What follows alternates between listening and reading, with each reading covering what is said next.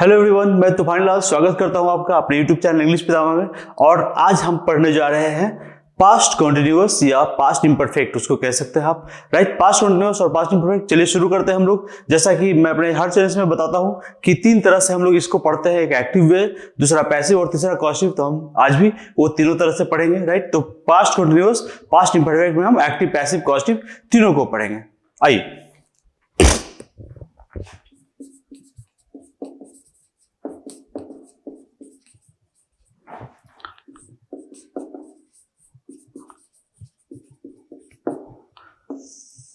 इस टेंस को कंटिन्यूअस या इम्परफेक्ट क्यों कहते हैं मैं पहले बता चुका हूं। आप इससे पहले वाला जो मेरा टेंस है प्रेजेंट वाला, उसको आप देख लेंगे तो समझ में आ जाएगी। पास्ट कंटिन्यूअस और इम्परफेक्ट बिल्कुल वैसा ही होता है जैसे इसका भी हिंदी पहचान जो होगा सेम होगा प्रेजेंट कंटिन्यूअस की तरह, बस उसमें है था, इसमें था लग जाएगा। क्या होगा? क्रिया प्लस रहा था, रही थी, रहे थे, एक्सेट्रा। ये हम लोग अभी पास्ट कंटिन्यूअस का एक्टिव पढ़ रहे हैं।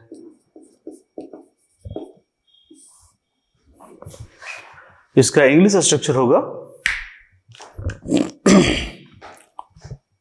सब्जेक्ट प्लस वाज और were plus verb four plus object plus other word. इसका एग्जांपल देख लेते हैं। इस सेंटेंस को देख, क्या वे लोग मेरे भाई को गाली दे रहे थे, राइट। गाली दे क्रिया हो गया और रहे थे हमारा जो पास्ट कंटिन्यूअस का हिंदी पहचान होता है, यानी क्रिया प्लस रहा था, रही थी, रहे थे। तो ये रहे थे हैं, क्रिया और रहे थे। इसका इंग्लिश क्या होगा? सबसे पहले सब्जेक्ट, सब्जेक्ट क्या होगा? दे, दे के साथ वेयर लगाएंगे हम लोग, दे वेयर। गाली दे रहे थे, गाली देने का अब्यूज होता है, तो दे वेयर अब्यूजिंग किसको? मेरे भाई को, my brother. They were abusing my brother. एक और देख लेते हैं हम लोग, इसका देखते हैं क्या होगा English. Santosh was going to town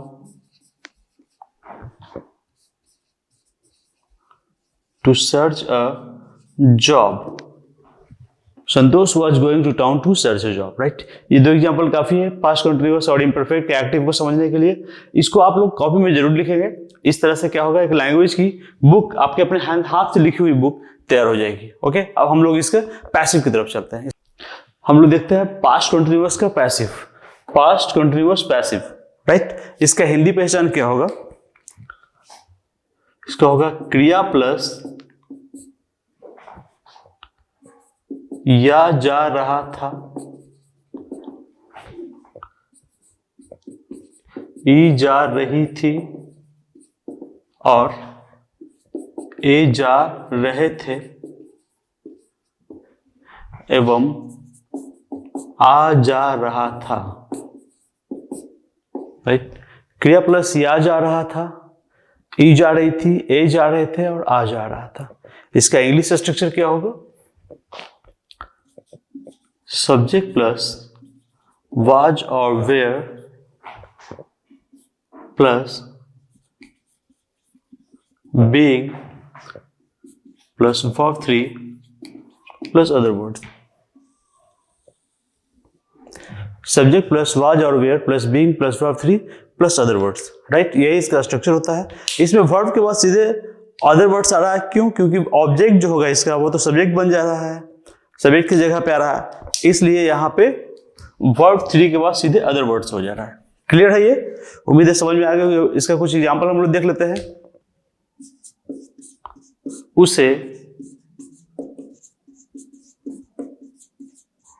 सबके सामने पीटा जा रहा था। उसे का ही या शी कुछ भी लिखेंगे तो ही लिखते हैं, शी को क्यों पीटा होगा भाई? He was being beaten. और सबके सामने, के सामने का इंग्लिश होता है बिफोर। बिफोर मीन्स क्या होता है? के सामने या के पहले ये बिफोर का मतलब लिख लीजिएगा के सामने या के पहले, और सबके सामने सबका क्या होगा, ऑल, बिफोर ऑल।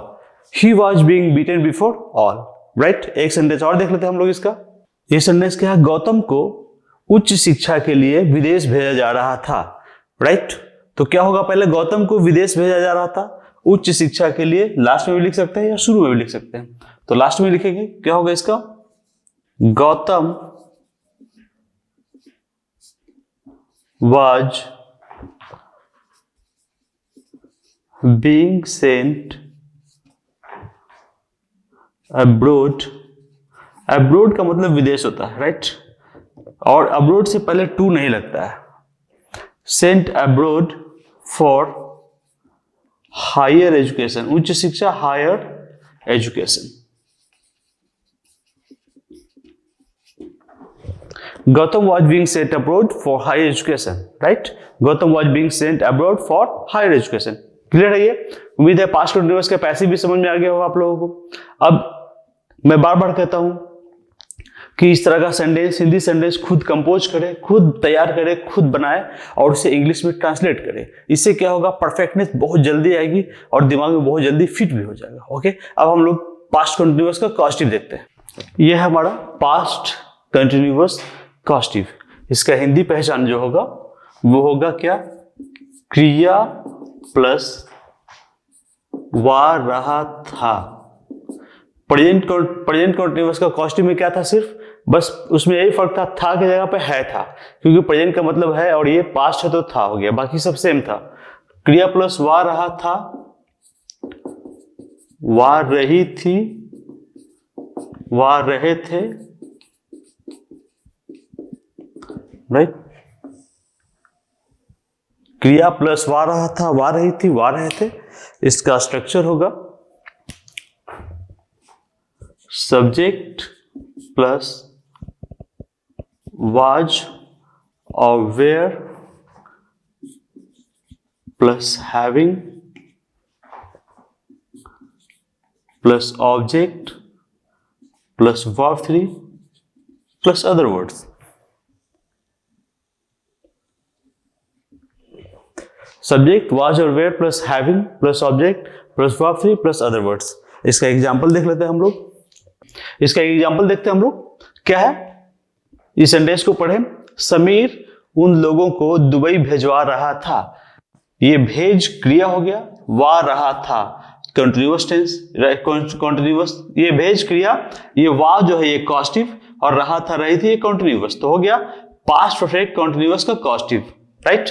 ये भेज क्रिया, ये वा जो है, आप देखें यहाँ पे भेज हो गया क्रिया हो गया, वा जो हो गया कॉस्टिव हो गया, और रहा था रही थी कंटिन्यूअस है, रहा रही कंटिन्यूअस है और ये था जो है ये पास्ट है, तो पास्ट कंटिन्यूअस टेंस का causative.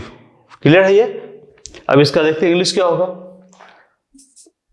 Sameer was having them sent to Dubai, right? Sameer was having them sent to Dubai। एक सेंटेंस और देख लेते हैं। एक सेंटेंस और है, राखी अपनी बहन की शादी उदय से करवा रही थी। क्या होगा, राखी was having her sister married Uday, right. Married में अपने आप के साथ जुड़ा हुआ होता है, इसीलिए मैरी के साथ विथ या टू नहीं लगाते हैं। इस बात को ध्यान रख लीजिएगा कि मैरी विथ नहीं होता है कभी भी। मैरी का मतलब होता है शादी करना। अगर बोलते हैं तो शादी करने का मतलब होता है किसी न किसी के साथ शादी कर रहे हैं। क्लियर है ये? तो मैरी के बाद साथ कभी कोई प्रीपोजिशन नहीं आता है। क्लियर है ये? तो क्या होगा, Rakhi was having her sister married Uday. ये क्लियर है? राखी अपनी बहन की शादी उदय से करवा रही थी। अब पास्ट कंटिन्यूअस का कॉस्टिव हम लोग पढ़ चुके हैं, इसका एक्टिव भी पढ़ लिए, पैसिव भी पढ़ लिए और कॉस्टिव भी पढ़ लिए। अब हम लोग नेक्स्ट टेंस की ओर चलेंगे, राइट। तो अगली वीडियो में आपको मिलेगा हमारा नेक्स्ट टेंस, वो क्या होगा, past perfect tense. Okay, thank you.